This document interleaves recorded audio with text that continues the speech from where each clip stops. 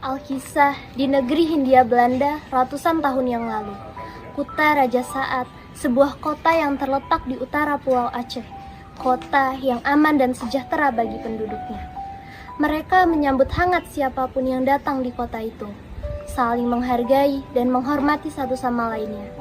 Mereka saling bahu-membahu bila ada yang membutuhkan pertolongan, tidak pandang bulu, apalagi sampai meremehkan manusia lain. Itulah warga Kuta Raja Saat, pasukan 1000 basi.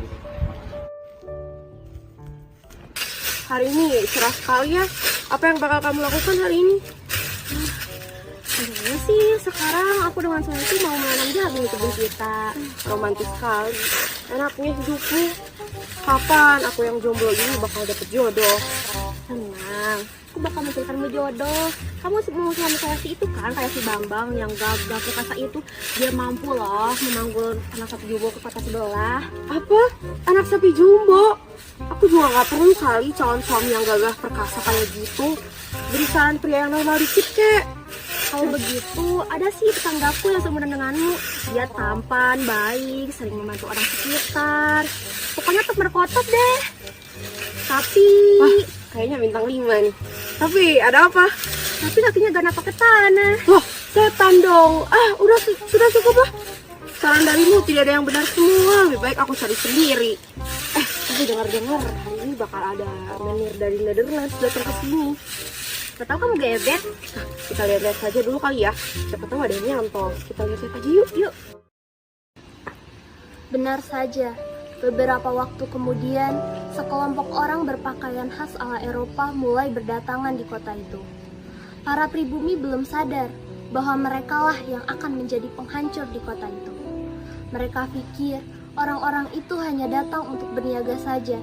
Namun, perkiraan itu sungguhlah salah. Pada suatu hari, sebuah penyerangan terjadi. Beberapa orang penting di kota disekap oleh tentara Nederland. Para petinggi Kuta Raja Saat mulai melakukan upaya negosiasi agar tahu alasan dibalik penyekapan itu.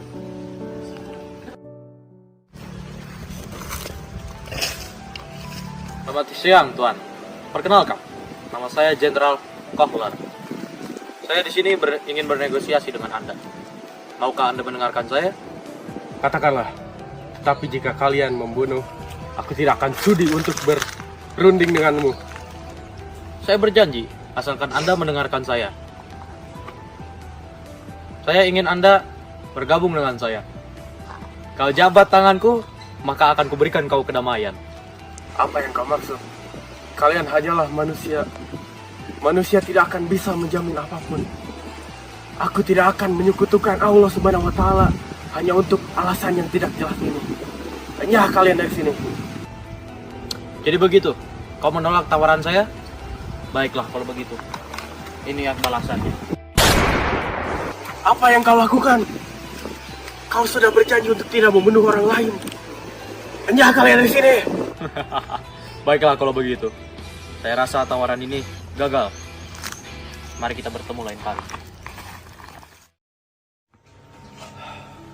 Palim, saya rasa sebentar lagi akan ada bencana yang terjadi di kota ini. Kok kamu bisa berpikir seperti itu, Sultan? Kemarin, jenderal itu menahan beberapa orang. Dan juga dia datang untuk bernegosiasi dengan saya. Dan ternyata jenderal itu ingin aku untuk bergabung dengan mereka. Tentu saja aku menolak. Tetapi sebagai bayarannya, mereka membunuh orang-orang itu. Itu semua dikarenakan kelemahanku yang tidak bisa melindungi mereka. Saya paham. Kejadian kemarin pasti membuat Anda sangat sedih. Ternyata benar dugaan Anda. Tidak ada itikat baik dari datangnya orang asing itu. Alangkah baiknya kita melakukan sesuatu hal bila hal yang buruk itu terjadi. Mari kita adakan pertemuan dengan para petinggi dari Kuta Raja Saat yang lain. Kau benar, kita tidak boleh kalah. Ayo kita lawan mereka. Betul, kita harus menyiapkan rencana yang sangat matang untuk mempertahankan kekuasaan kita. Beberapa minggu kemudian, tidak ada tanda-tanda pergerakan dari tentara Nederland.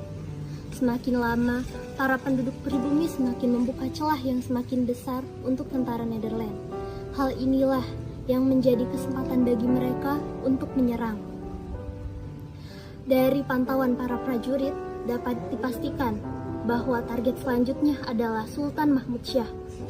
Maka dari itu, Panglima Polim mengerahkan seluruh pasukannya untuk melindungi Sultan Mahmud Syah. Lapor Panglima, siap. Pasukan kita telah dikepung oleh Netherlands. Banyak sekali pasukan kita yang telah gugur. Saya harap Panglima dan Sultan segera meninggalkan tempat ini. Apa? Bagaimana mungkin?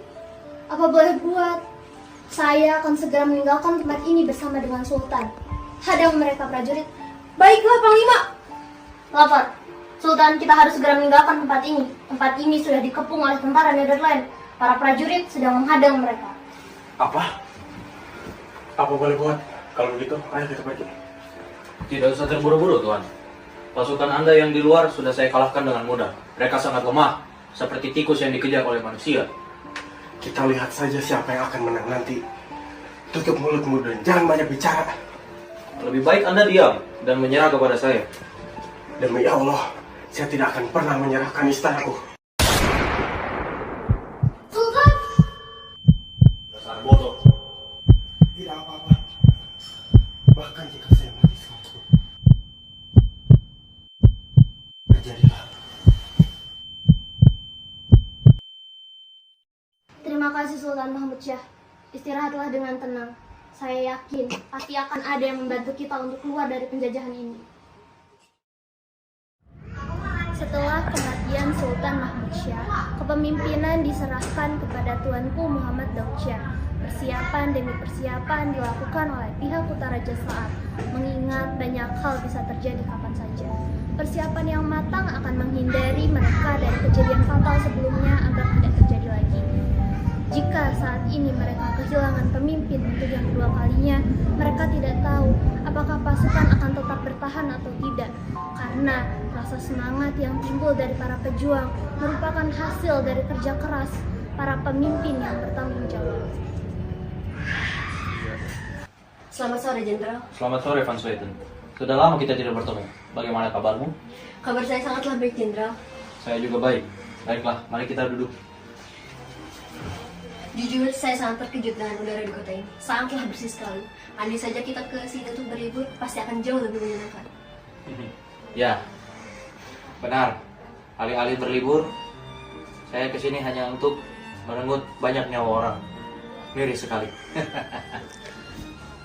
Namun, masih banyak alasan kemanusiaan lainnya. Hanya saja kita tidak bisa melakukan apapun. Rasa kemanusiaan harus kita hilangkan. Sekarang, apa bedanya kita dengan iblis? Anda sangat sarkastik sekali, Jenderal. Namun saya setuju dengan pendapat Anda. Apa yang Anda akan lakukan selanjutnya? Tujuan saya masih sama, untuk memperluas wilayah Netherlands. Saya kemarin sudah menaklukkan satu sultan. Sekarang kita hanya perlu menyerang mereka kembali. Baiklah, jika nanti Anda membutuhkan saya, hubungi saja saya. Terima kasih atas waktunya. Terima kasih kembali.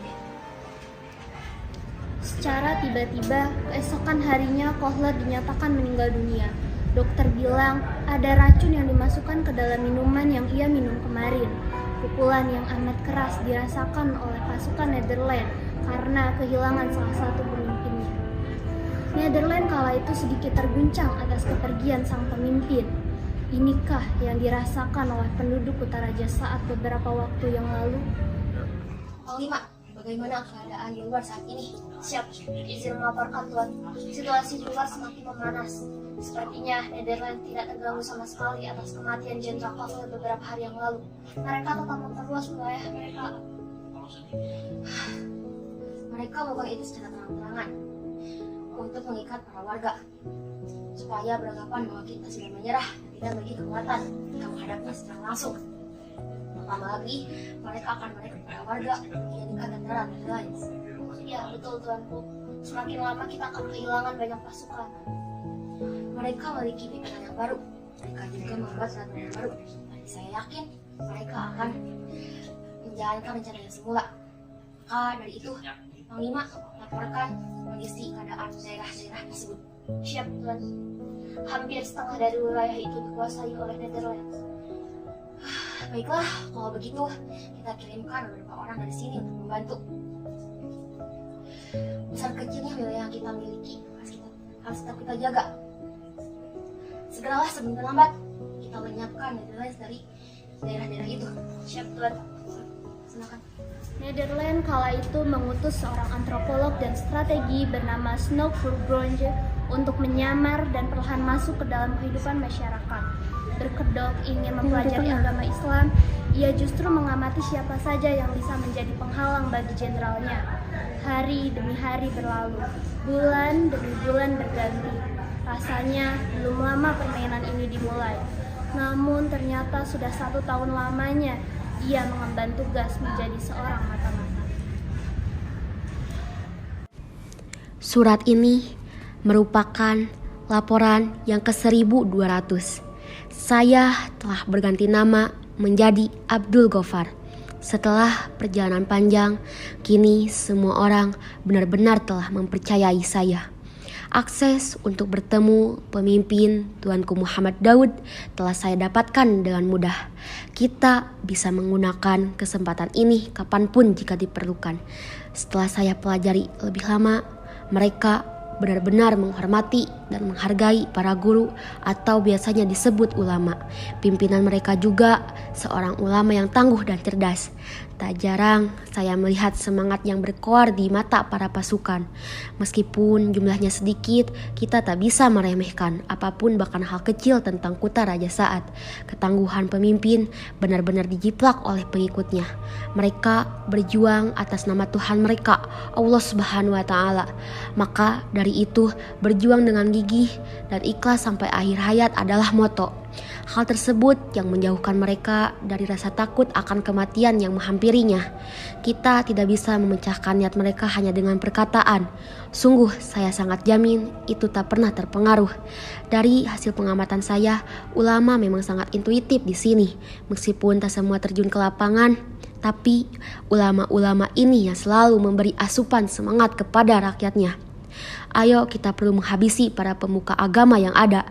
Saya yakin mereka akan terkejut bila terjadi serangan mendadak. Dengan cara itulah kekuatan mereka akan kembali melemah, sama seperti tahun lalu saat Sultan Mahmud Syah wafat. Sekian laporan yang bisa saya sampaikan. Netherlands sudah berani sekali membunuh para ulama. Kita tidak bisa membiarkan proses ini terjadi. Maka dari itu, apakah perlengkapan perang sudah siap? Panglima Polip? Siap. Semua perlengkapan sudah dipersiapkan dengan sangat baik, Tuan. Baik, baguslah. Kalau begitu, kita tinggal melihat situasi. Kita harus tetap lihat jalan Allah Subhanahu wa Ta'ala. Apakah pasukan kita lebih unggul dari Netherlands? Kurasa tidak. Kita kehilangan banyak sekali orang dari waktu ke waktu. Mungkin yang berusaha di sini hanya ditakdirkan untuk berperang. Nah, itulah tanggung jawab kita sebagai warga Kuta Raja Saat.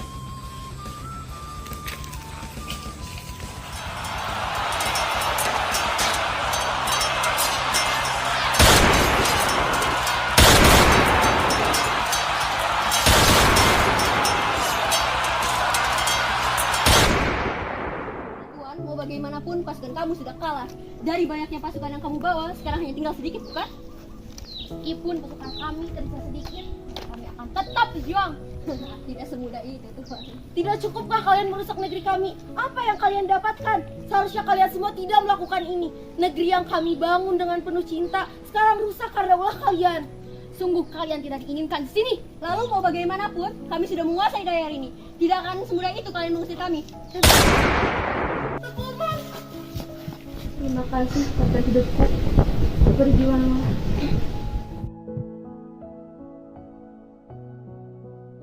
Pada suatu malam, setelah Cut Nyak-din ditangkap oleh Netherlands, Cut Nyak-din berhasil kabur dan pergi ke hutan untuk menyelamatkan diri. Ia melanjutkan perang suaminya dan melakukan perang gerilya. Namun sayang, ia tertangkap karena salah satu pasukannya berkhianat dan memberitahu akan lokasi Cut Nyak-din. Akhirnya, beliau dibawa ke Sumedang dan menghabiskan sisa umurnya di tempat pengasingan tersebut. Semenjak kematian Cut Nyak-dien, perang dinyatakan berakhir. Kota Raja Saat memang tidak berhasil mengusir Nederland. Namun, jasa mereka tidak dapat digantikan oleh apapun. Jasa-jasa itu akan dikenang oleh seluruh rakyat Indonesia sampai akhir hayat mereka. Jasa-jasa orang tua yang akan diceritakan kembali kepada keturunannya nanti. Bahkan sampai sekarang kisah tersebut akan tetap dipelajari dan diceritakan secara turun-temurun agar kaum muda tidak pernah melupakan kesulitan yang dialami nenek moyangnya. Sayangilah sejarah meski terdengar tua dan membosankan, tapi disitulah di mana kamu bisa belajar untuk memperbaiki kisah tersebut.